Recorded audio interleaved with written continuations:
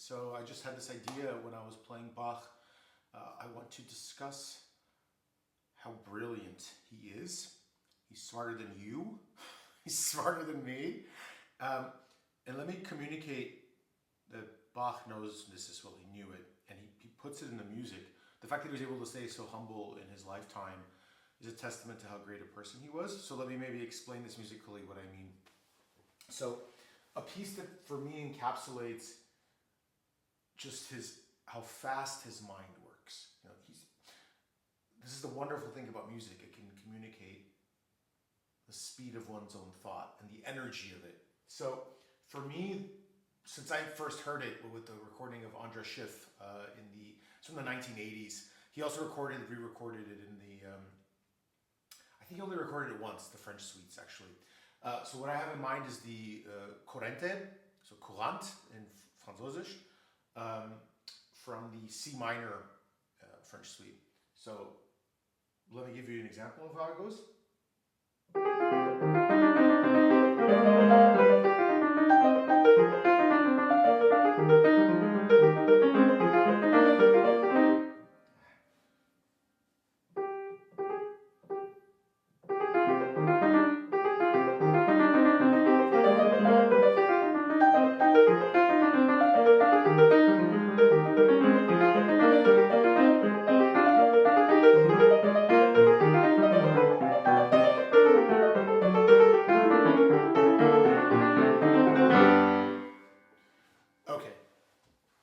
So I edited this video the first time I messed up. I'm still practicing this piece. So throughout this brilliance, I mean, it's just not human what he's doing. He's a god essentially. The part I want to turn your attention to is this part.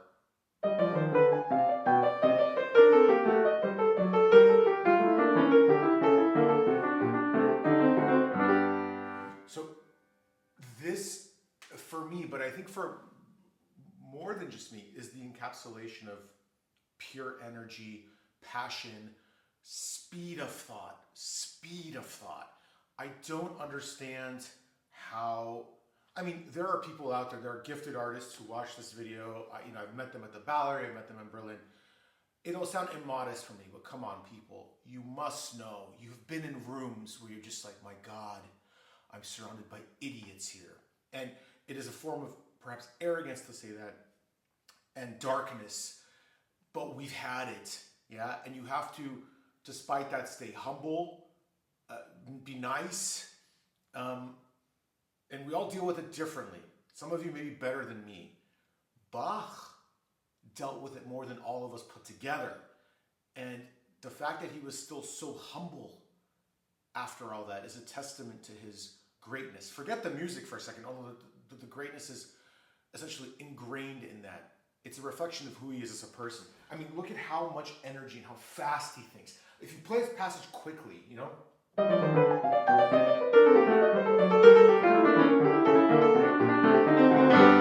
Especially the ending. Like, it's just, you know, like you have this, and it's just all essentially thirds, well, sixths.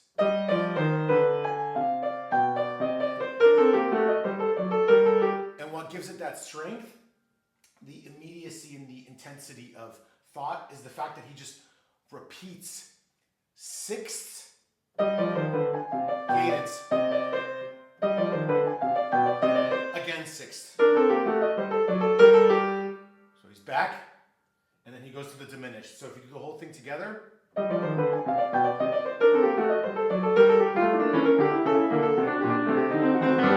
there's 3 sequences of diminished, essentially arpeggios there.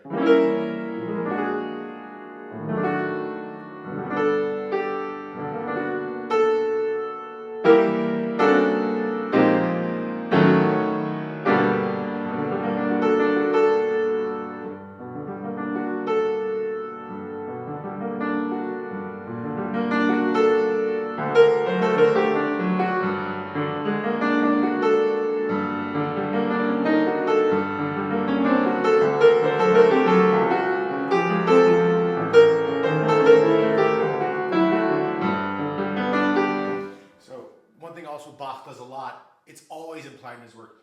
He does polytonality among 30 other things he does. This is everywhere in Bach, where he'll, including in this piece, by the way, the implication.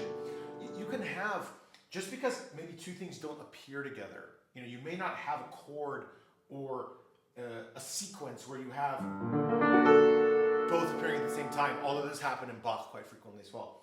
But everything's implied. This might be delayed by a bar, and then this comes in, but it doesn't matter, because Bach is so also attuned to harmonics all the time. I mean, Bach would have freaked out if he had a pedal.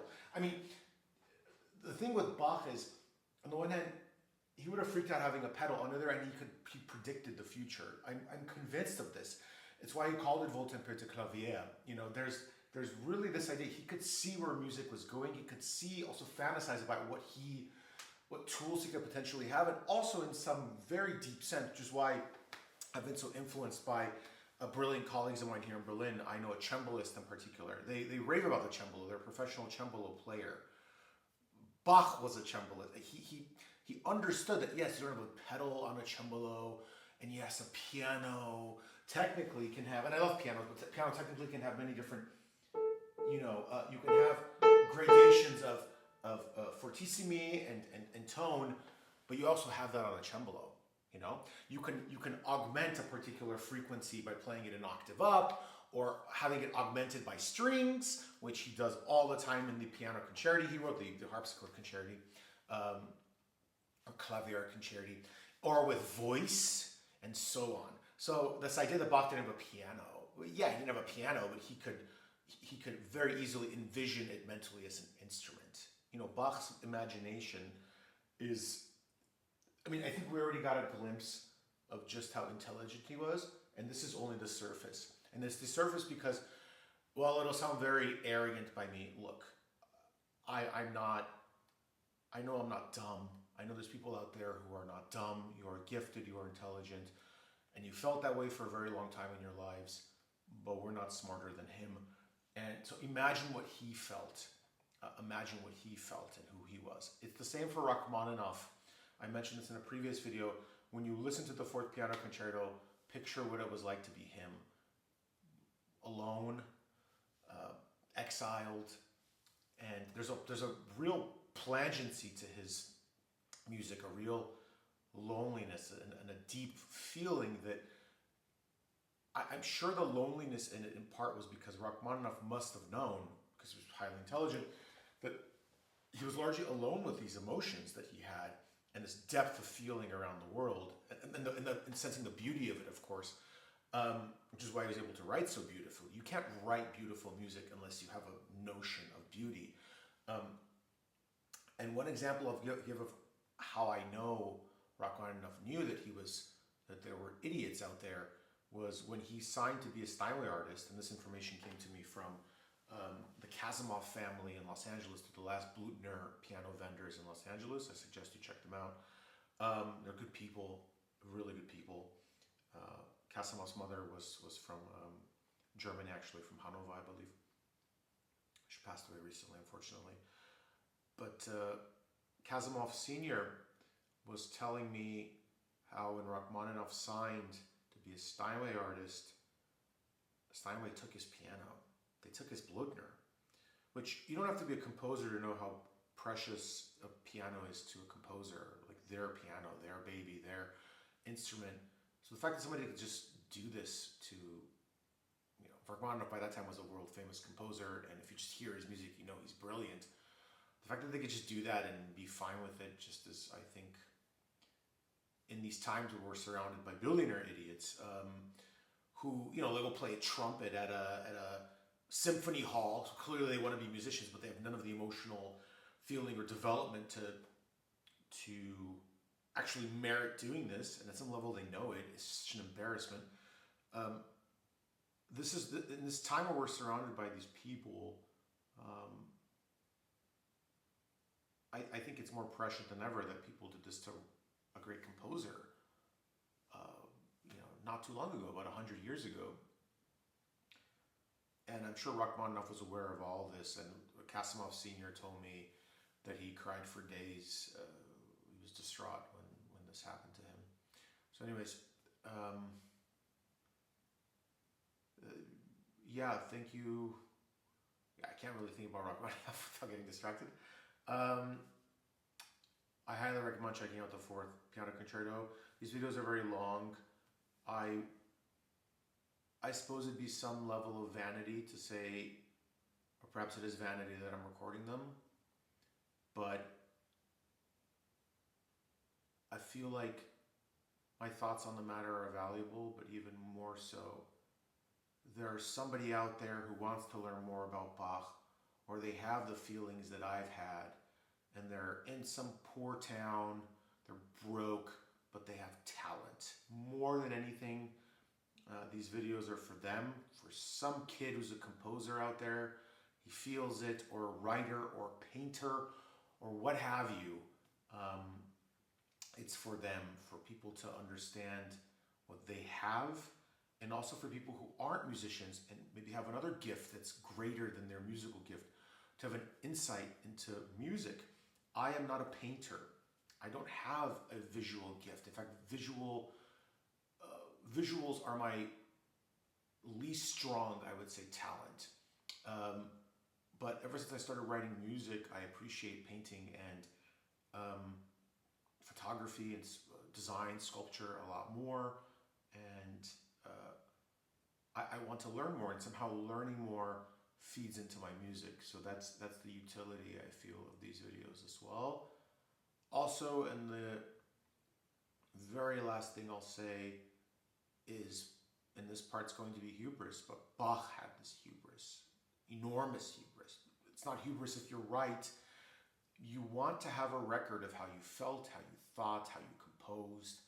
Bach did this, and he did it very deliberately.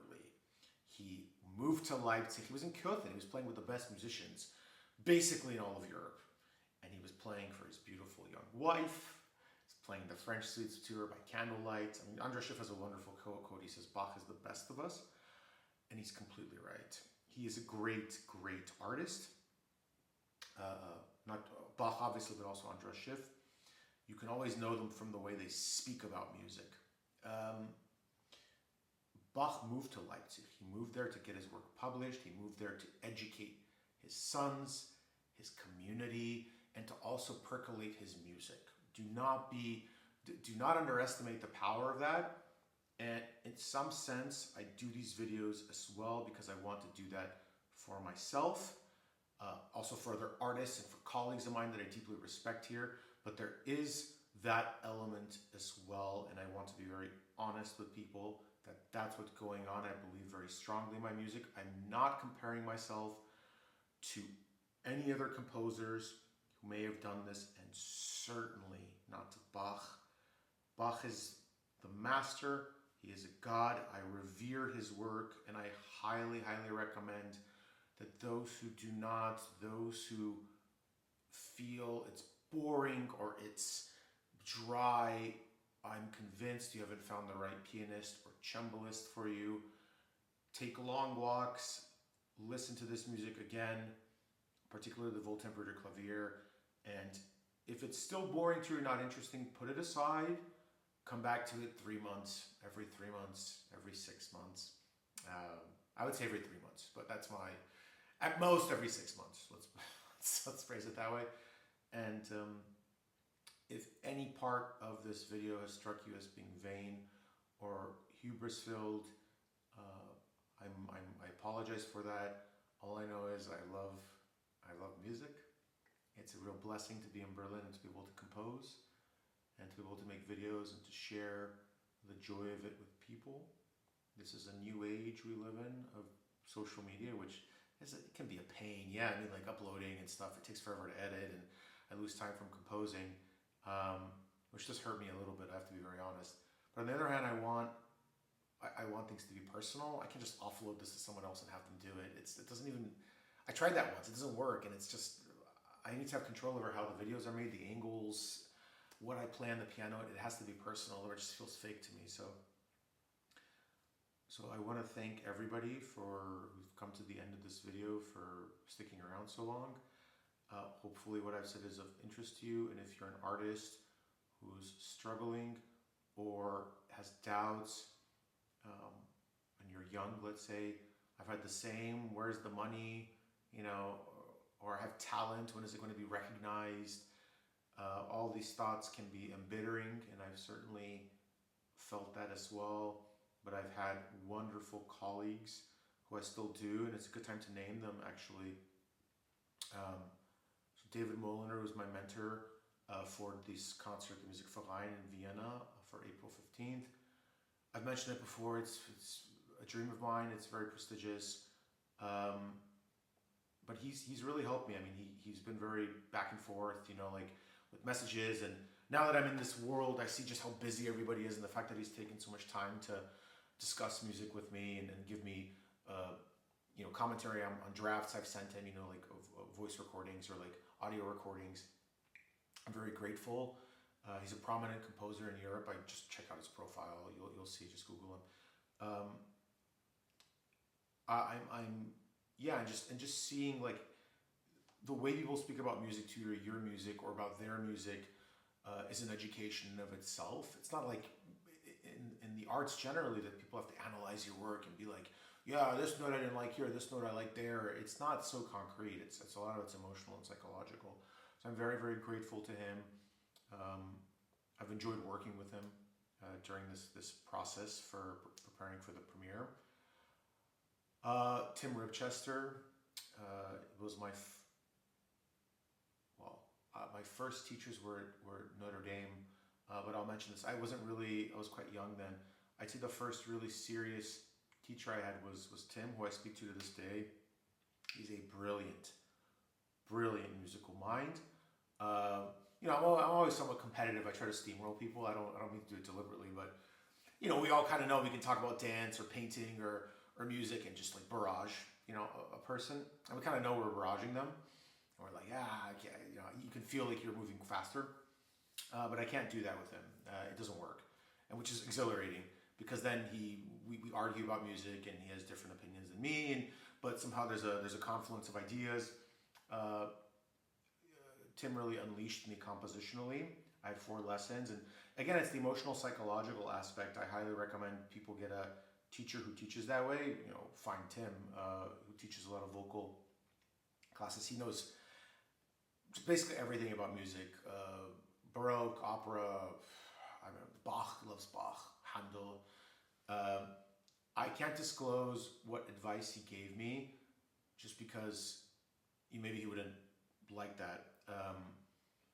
But because it wasn't a lesson, but very, very helpful. And it's also just the way people react to certain things that you say. One thing I will relate. I brought some work of mine to him, and I was trying to compose like Bach, and he looked at me like I was crazy, and I had an epiphany, which was, I think, the single most valuable thing I took out of our lessons. And the epiphany was, I can't compose like Bach. I don't think like him. I don't feel like him. It's impossible. And that just really unleashed me, because I had ideas. I had things I did at the piano, that just sort of come out by like magic, right? I mean, like you...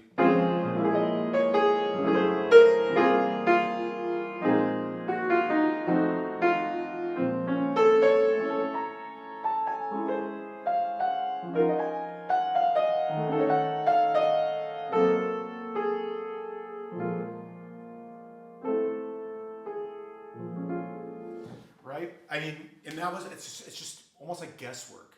And then the more you compose, I would compare it to you're just sort of guessing, and then just all the guesses are right, and just it sounds good, and then you literally in one sitting can compose something, or multiple, and you piece together the piece. But this was a real revelation for me, and it came from these lessons. So I'm very, very grateful to Tim. He also said, don't. If you can't compose like Bach, something like this paraphrase, if you can't compose like Bach, try to compose like Handel. I said, Handel or Handel. I always forget if there's an umlaut or not. Um, but regardless, I think everybody knows what I'm talking about. That was also insanely useful because I don't revere Chopin in the same way I revere Bach. I am not as intimidated. And I know that sounds very cocky, but it's true. I can't help it. Chopin is human. You know, Rachmaninoff is human. He has moments where the structure of the piece could be better, but Bach is, especially a late Bach. Yeah, I mean it's unapproachable. You could also say this about Mozart. Like Mozart, the Jupiter Symphony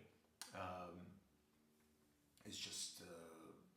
I feel even stronger about Bach, but both of them are just really peerless, high-end intellects. I also studied with John Arrigo Nelson at Notre Dame.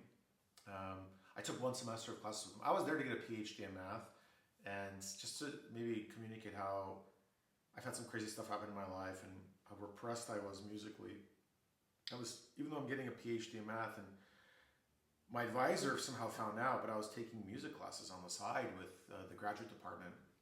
So I took a class with a student of Milton Babbitt, which the most useful thing I got out of that, and I don't remember the name of the professor. I mean, he was already retiring, and it was just kind of like lackadaisical a little bit, but he was very helpful.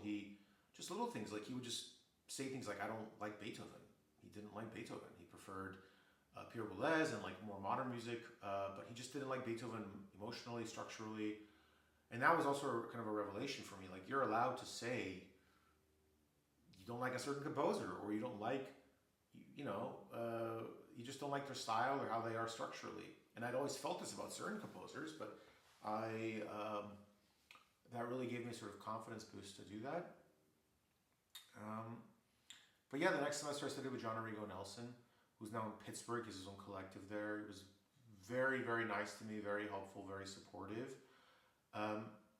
He works in a more avant-garde space, but there's a deep structure to his work, and I admired him when I was taking classes with him as well. It's been a long time. I should actually reach out to him.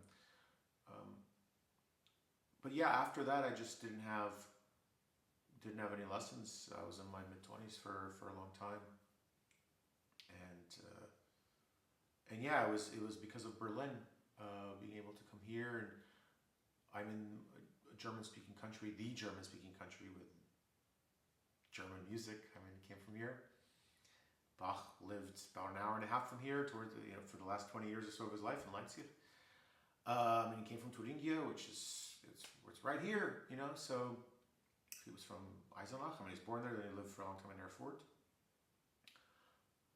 So yeah, it's just been a real blessing to be here. It's a real blessing to have this concert in April.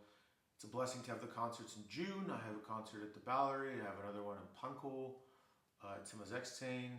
I know it sounds like I'm like jumping into advertising, but it's just a suitable moment, and it's coming, and I felt like saying it.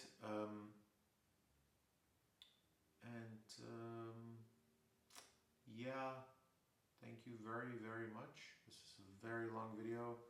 I appreciate everything from audiences who've been supportive, to those of you who've met me and given me very, very valuable advice, professional advice, compositional advice, musical advice, and spent so much time free, essentially, educating me. Also, it's not entirely free. I mean, I think I give you something back, but you've still been generous. You didn't have to do that. And I've met people, both in the arts and also outside it, who don't do that. Usually the people who don't do it are the ones who don't have a gift. They don't feel things. They don't feel this blessing, because if they did, they would be generous with it. That's my opinion, at least. But thank you very, very much. I look forward to playing for everybody. I look forward to playing my pieces for them. And I look forward to hearing you play and hear you perform, and to talk about music with you, and to learn from you. I love learning from people. I like when they disagree with me and they're like, yeah, no, I don't like Bach. And I'm like, well, tell me why not. Let me see what your perspective is on it and what I can glean from that. So again, thank you from the bottom of my heart. intellectually, emotionally, psychologically, and I'll see you around.